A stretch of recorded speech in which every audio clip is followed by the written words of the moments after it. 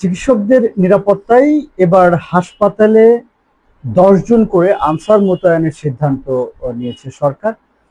চিকিৎসকদের নিরাপত্তার জন্য প্রতিটি উপজেলা স্বাস্থ্য কমপ্লেক্স এবং অন্যান্য বড় হাসপাতালে অস্ত্রসহ 10 জন করে আনসার সদস্য মোতায়েনের ঘোষণা দিয়েছেন স্বাস্থ্যমন্ত্রী সর্দার সাখাওয়াত হোসেন।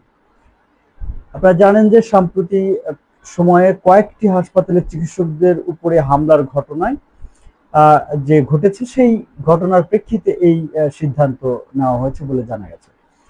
দুপুরে রাজধানীর শাহবাগে বাংলাদেশ চীন জয়েন্ট সার্জিক্যাল ক্লিনিকের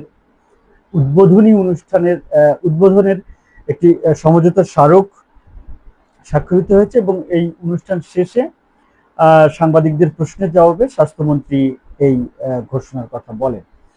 তিনি আরো জানান যে হামের টিকা প্রসঙ্গে যিনি বলেন যে দেশে আগামী 6 মাসের টিকা মজুত আছে, পরবর্তী 6 মাস এটি দিতে কোনো সমস্যা হবে না, কোনো ধরনের টিকার সংকট নেই। লোকবল সংকট নিরসনে খুব শীঘ্রই 1 লাখ স্বাস্থ্যকর্মী নিয়োগের ঘোষণাও দিয়েছেন স্বাস্থ্যমন্ত্রী।